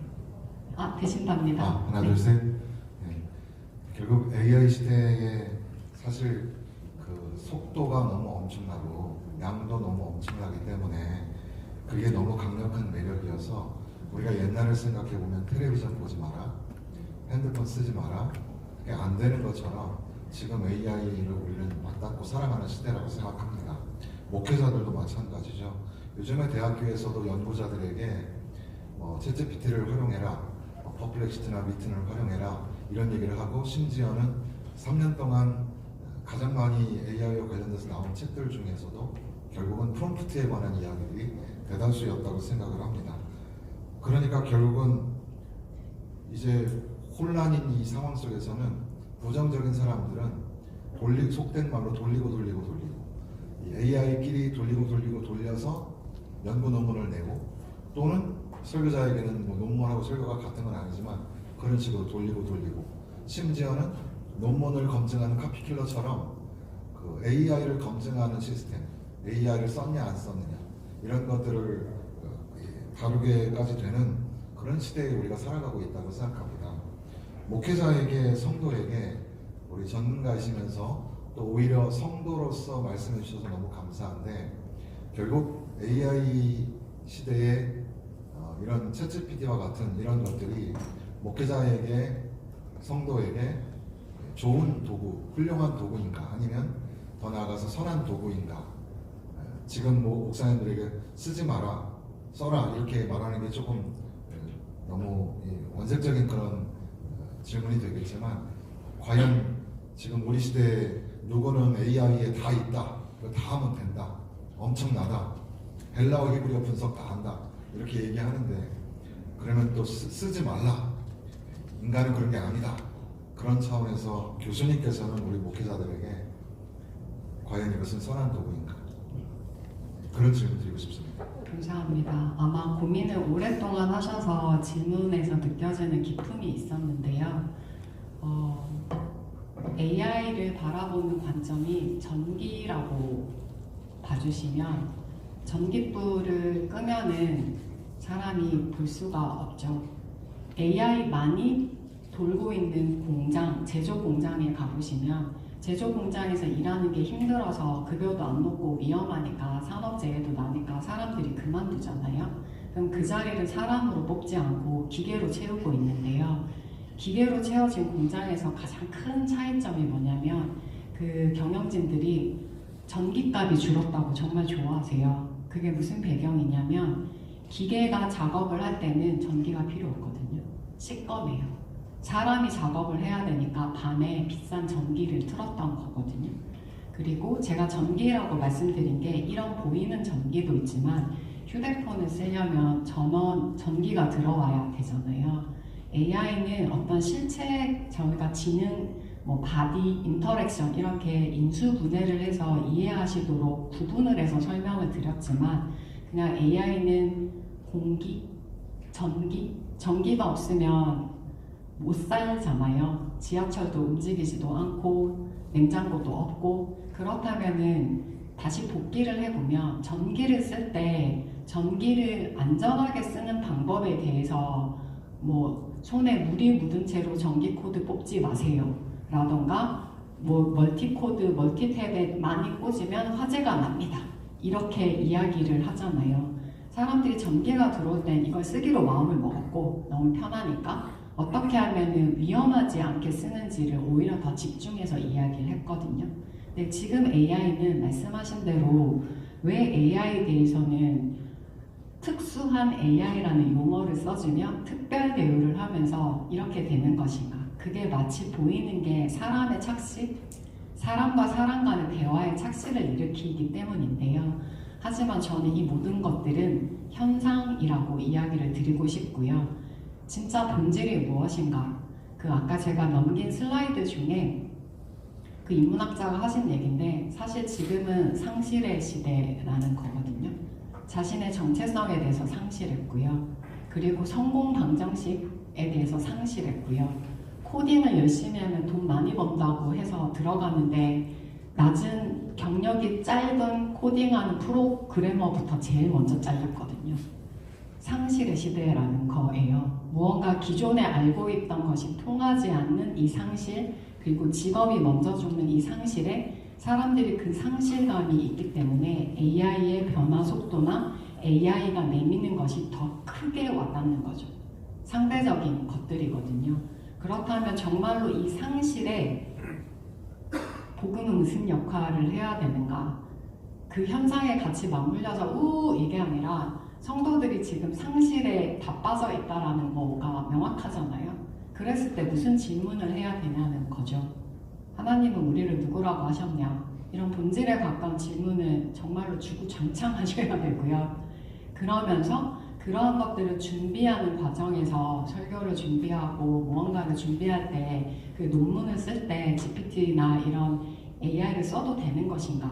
라고 했을 때 하나 확실한 것은 AI는 제가 그 지능 설명 드릴 때 공부를 많이 해서 가장 대세를 따르는 가장 가까운 데 있는 아무 말이나 뱉어내는 거라고 말씀드렸잖아요. 그것들을 예를 들면 챗GPT에서 뱉어내는 말, 클로드가 뱉어내는 말, 펄플렉스티가 뱉어내는 말, 리튼이 벗어내는 여러 AI 도구에 같은 목적을 던져서 나오는 결과를 짜집기 해서 내가 뭔가 이걸로 하겠다. 이거는 성도인 저도 되게 귀에 쩌렁쩌렁 울리는 메시지. 돼지가 토한 것을 먹고 라는 그 본문 말씀이 저한테는 되게 크게 와닿는 본문 말씀이 있는데요. 기계가 토한 것을 또 다른 애들이 토한 것으로 짜집기 하면 그냥 저질이에요. 그래서 저같이 현장에 있는 사람들은 기계가 아무 말이나 뱉지 못하도록 저랑 저희 테크팀이 항상 고객사에게 사랑받는 배경 중에 하나인데 기계에게 상상력을 허용하지 않습니다라고 하거든요. 제가 지시하는 거, 제가 원하는 거, 저를 대신해서 작업을 100단계를 쪼갰다면 100단계별로 해야 될 룰과 해야 될 프로세스가 엄정하게 다 정리가 되어 있거든요. 시키는 대로 일하는 기계를 만들었을 뿐이거든요. 하지만 이런 단계에서 저희가 기초 자료 조사할 때 기계 씁니다. 하지만 걔가 뱉어내는 건 그냥 대세를 따르는 100점 만점에 80점짜리라고 알고 있거든요. 그리고 다 확률 모델이니까 다른 확률 모델에도 때려서 80점짜리가 뭐라고 뱉어내는지 확인을 합니다. 여기에서 내가 사람으로서 취해야 되는 것이 무엇인지는 제가 결정하거든요. 제가 해석하거든요. 이렇게 뱉어내는 말들이 가리키는 패턴이 뭐지? 본질이 뭐지? 줄기가 뭐지? 그게 맞다면 이게 진짜 사실인가? 논문 다시 확인해보고 이런 검증 작업을 하거든요. 그리고 그 주장이 맞다면 실패해도 크게 손해가 나지 않은 아주 작은 사이즈로 실험하고 검증하고 그게 맞으면 그때 하거든요. 그래서 저는 그 질문 주신 거에 제가 제대로 이해를 했는지는 잘 모르겠지만 첫 번째는 AI에 대해서 뭐 쓰자 말자 아니면 AI는 뭐 선한 도구인가 AI는 뭔가 이렇게 했을 때 사람들이 AI는 6, 70년 전부터 있어 왔는데 지금 생성형 AI 시대에 왜 이렇게 화두어가 된 것인가? 왜 그렇게 AI에 사람들이 집중하는가? 사실은 집중해야 될 본질을 잃어서 어디에 뭘 해야 될지 모르는 떠도는 성도들을 봐주셨으면 좋겠다. 성도들이 갈 곳을 잃었다 라고 보시면 됩니다. 그리고 이성과 정서가 공명하는 그 육체의 즐거움을 누릴 수 있는 곳은 야구장밖에 없습니다. 현재는 25년 사람이 만나서 그 에너지를 느끼는 공간 그게 왜 예배당은 아니지? 라는 것들인 거죠. 그런 부분들이 있고 그걸 위해서 시간을 아끼고 자료조사를 조금 더 광범위하게 하는 데 있어서 기계를 쓴다면 기계의 특징을 명확히 아셔야 돼요. 얘는 확률 모델이다. 무엇을 뱉어낸다. 이걸 이렇게 조합하면 저질의 퀄리티가 나온다. 이거를 실제로 조사는 얘한테 시키고 그걸 판단하고 뭐하는 건 사람이 어디까지 할 것인가. 이러한 것들에 대한 사용법과 주의사항처럼 전기처럼 대하셨으면 좋겠어요. 그래서 제가 계속 기계라고 부르거든요. 기계의 사용법, 기계의 특징 이렇게 확인을 하고 이렇게 뭐 그렇구나 이렇게 하면 안 되는구나를 자기가 기계 사용법에 대해서 알아가는 것 그렇게 하면 사용하실 수 있지 않을까 그런 도구를 선한 용도로 쓰실 수 있지 않을까 생각해봤습니다. 제가 먼저 마이크 있습니다. 네. AI를 이용해서 지식이나 기술을 이렇게 습득한다고 할까요? 그렇게 이용을 하는데 이제 우리가 AI를 이용한다면 네. AI가 그런 지식이나 기술을 이렇게 아까 말씀하신 내뱉을 수 있도록 하려면은 우리 기독교의 유용한 도구가 될 수 있지 않을까 그런 생각이 들고요. 그렇다면은 만약에 AI를 통해서 복음을 전할 수 있는가, 전도할 수 있는가, 그리고 뭐 이제 그 인터넷이라는 것이 이제 뭐 바다와 같다 하니까 입력을 많이 해야 되는데 사실 바다에 뭘 입력한다고 가능하지는 않을 것 같은데 뭐 그런 차원에서 좀 생각해 봤고요. 그리고 우리가 바라는 세상이 하나님의 말씀에 의해서 바르게 세워지는 세계가 되기 원해서 기독교 세계관을 말하잖아요. 그러니까 기독교 세계관을 AI를 통해서 이렇게 버티고 할 수 있는 방안이 혹시 있을까? 네, 감사합니다. 사실 오늘에도 제가 확률 통계 모델입니다라는 이야기를 계속 드렸는데요. AI에게 어떤 식으로 질문을 해야 답변이 잘 나올까의 테크닉은 정말 죄송하지만 지금 현재를 살아가는 단순 테크닉이거든요. 그건 시간이 지나면 AI는 성능이 더 좋아져요. 기계는 더 쓰기 편해지거든요. 디지털 세상의 기술은 승자 독식이 원칙입니다. Winner takes all입니다. 그럼 누가 승자가 될 것인가? 쓰기 편하고 대충 말해도 알아듣고 그러한 것들이 올 거기 때문에 내가 한 땀 한 땀 어떻게 정교하게 문구를 넣을까의 고민이 아니고 얘는 확률 모델이니까 얘 아무 말이나 뱉어낸다. 그러면 얘가 아무 말이나 뱉어내지 못하도록 차근차근 질문을 하는 거죠. 난 지금부터 이 영역에 관한 거를 할 거야. 아무 말이나 뱉어내. 그 중에서 이거에 대해서 가자. 그 중에서 이거에 대해서 가자. 결국에는 사용하는 사람이 내가 무엇을 알고 싶은가 스스로가 궁금한 거를 명확하게 설명하지 못하면 AI 쓰면 제가 저희 멤버들한테 AI한테 당했다고 항상 이야기하는데요. 유한한 존재인 가장 시간이 소중한 자산이잖아요. 시간을 갈취당합니다. 그냥 AI한테 시간을 빼앗기는 거고요. 내가 무엇을 묻고 싶은 건지, 내가 알고 싶은 게 무엇인 건지 자기부터 점검을 해야 되는 포인트가 있고요. 이걸 통해서 뭔가 어떤 복음과 아니면 말씀의 또 통로가 될 수 있지 않을까라는 관점에서 제가 계속 확률 모델이라고 말씀을 드리잖아요. 선한 의도를 가지고 선한 정보들이 들어갔지만 확률 모델은 결과값 출력을 통제 못한다는 거거든요. 분명히 좋은 건 넣는데 엉뚱한 걸 뱉어내서 새로운 이단이 나올 수 있거든요. 그러면 안 하면 되는 것인가? 안 해도 넌 크리스찬에 관한 정보들이 또 꽉 들어가겠죠. 그러면 그게 또 대량으로 학습되면 그거에 대한 것들이 훨씬 더 많이 학습돼서 대세를 따른다고 했잖아요. 확률 모델은 대세를 향해 가겠죠. 그런 부분이면 그럼 이걸 어떻게 해야 되는 것인가? AI에 복음을 넣어야 되는가 말아야 되는가 이렇게 생각하실 수 있는데요. 사실은 그런 거 안 하셔도 AI는 자기가 알아서 인터넷의 모든 거를 실시간으로 긁어서 먹고 있거든요. 그러면 원래 하시던 대로 인터넷 예배 맞나요? 뭐 그런 인터넷 선교 저는 잘은 모르겠지만 그냥 하시던 거를 계속하면 뭔가 새로운 걸 하지 않아도 기계는 이미 알아서 다 긁어가고요. 다 먹고 있어요. 근데 무언가 서칭 저처럼 이렇게 현장에 있는 사람들은 예를 들면 저희 서비스를 챗GPT에 검색했을 때 스킬, HR, 비즈니스 인사이트, 데이터, AI 솔루션 이러면 우리 서비스 텔타가 1번으로 검색돼서 나왔으면 좋겠는데 라고 생각하는 저희 팀들은 그것이 가장 1순위로 선택이 될 수 있도록 확률 모델을 역산해서 계산하고 어떤 식으로 콘텐츠를 따박따박 넣어야지 구글에서도 1번으로 검색되고 챗GPT에서도 1번으로 검색되는지 설계를 합니다. 저희는 비즈니스 홍보를 해야 되니까요.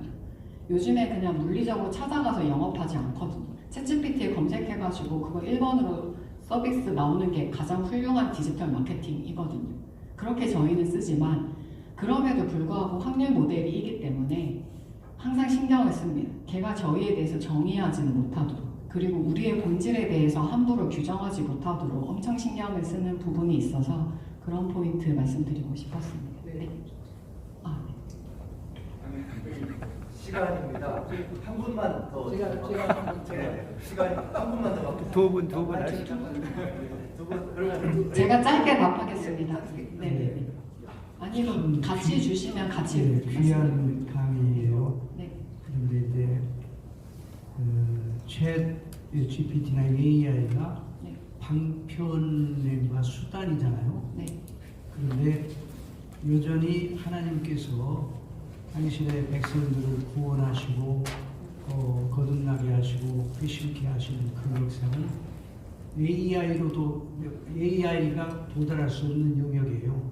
그러니까 우리가 예수 그리스도를 믿어 구원을 받는 그 초자연적인 하나님께만 고유한 그 사역 있는데 AI는 하나의 방편이란 말이에요.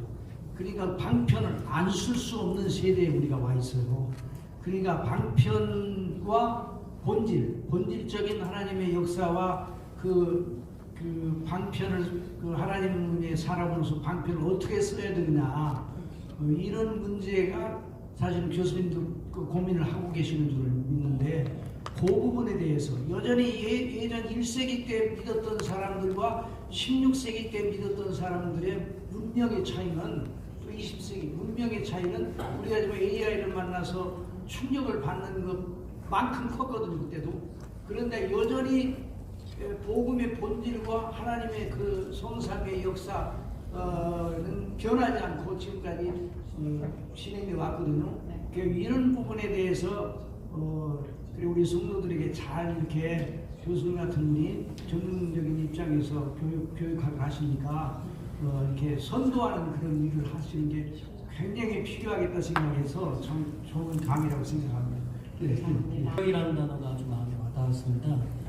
인간다움이 무엇이냐, 공동체다움이 무엇이냐, 또 무엇이 교회다움이냐 말씀하셨는데 인간다움은 지성과 감성이 공명하는 것이고 공동체다움은 찬성하는 이들과 반대하는 이들이 함께 만날 수 있는 사회를 만드는 것이고 교회다움은 과거의 진리가 오늘 복음이 돼서 성도들이 함께 나눌 수 있는 공명이라고 말씀을 하셨는데 제가 현실적으로 가장 어려워하는 요즘의 목회의 문제는 다음 세대와 공명이 안 된다는 겁니다.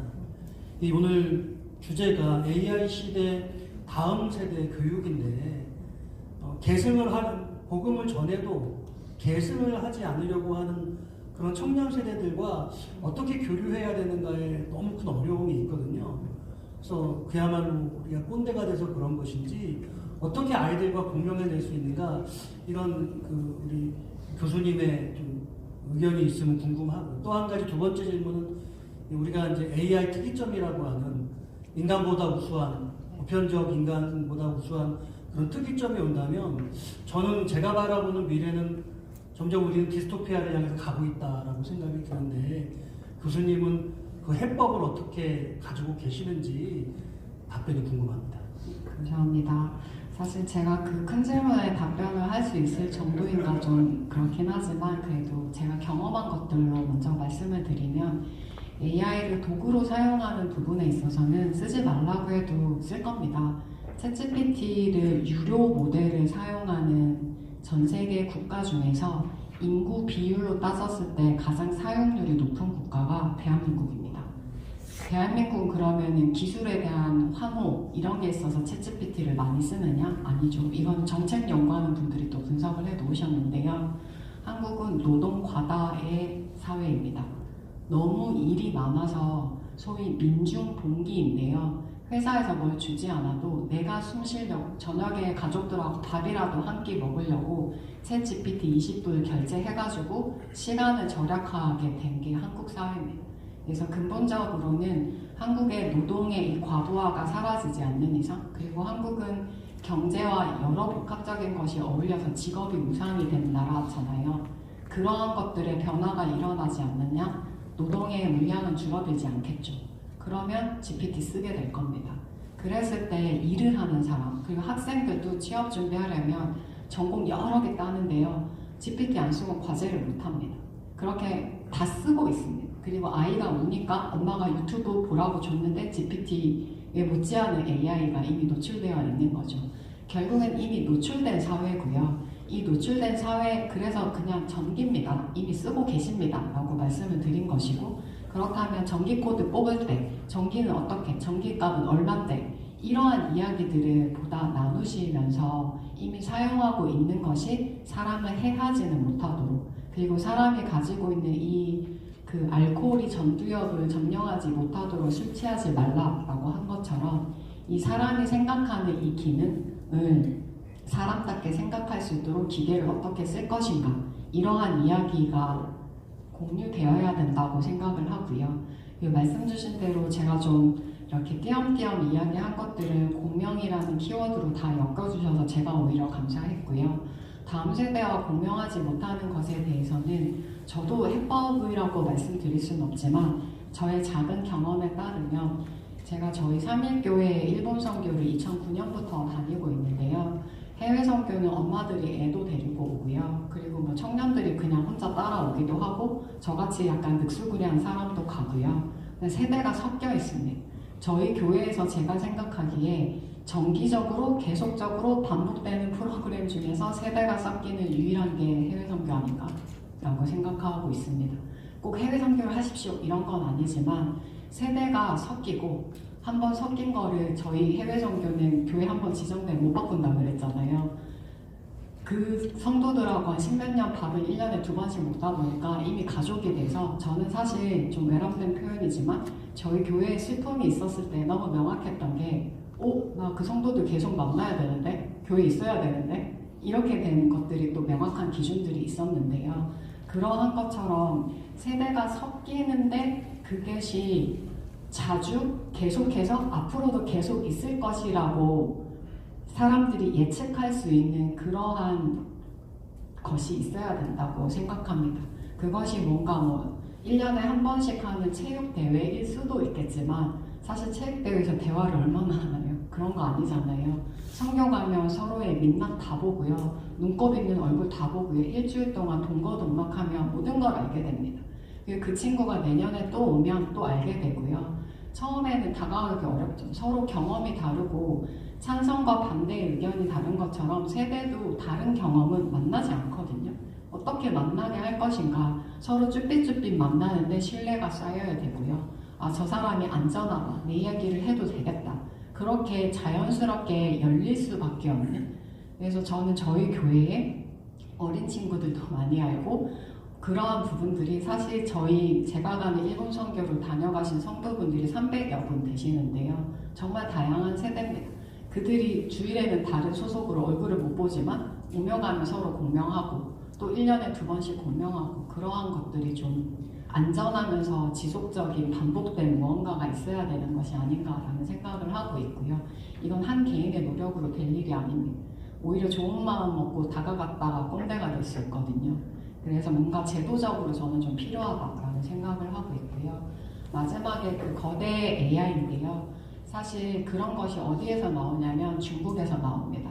중국이 안타까운 거죠. 제가 왜 안타깝냐면 미국이 AI를 돌리는 데 필요한 반도체 중에서 GPU라는 것을 슈퍼컴퓨터를 포함해서 중국에 수출을 못하도록 막았습니다. 그럼 원래 없는 살림의 아이디어가 나옵니다. 가진 게 별로 없을 때 이걸 어떻게 재조합을 해서 이 난관을 뚫어볼 것인가. 창의력은 없는 데서 나오거든요. 제약 조건이 가득해야 창의력이 나옵니다. 가장 최근인데요. 거대 언어 모델은 대세를 따라서 바로 눈앞에 있는 걸 뱉는 모델이 현재 모델이라고 했잖아요. 몇 달 전이다. 중국에서 되게 유명한 AI 논문이 나왔는데요.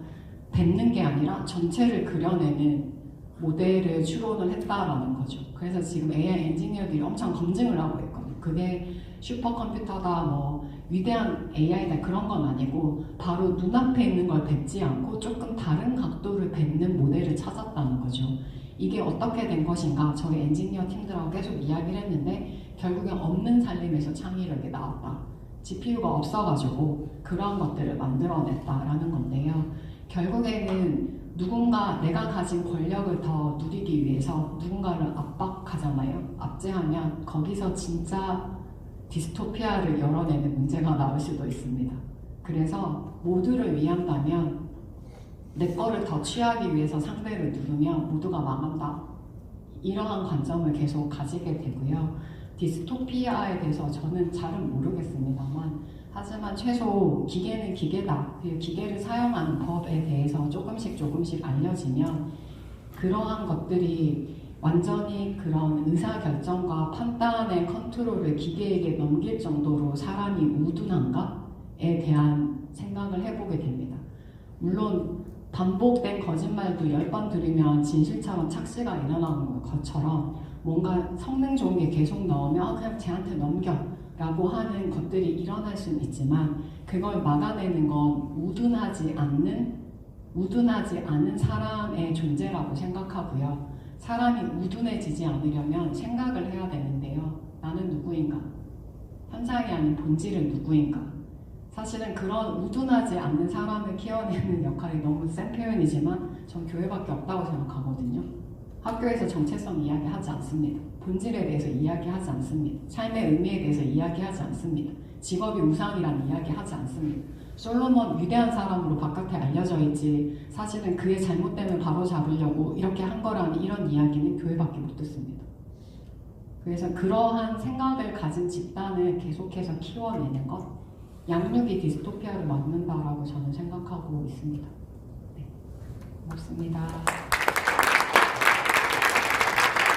네, 좋은 신문 TV를 시청해 주셔서 감사합니다.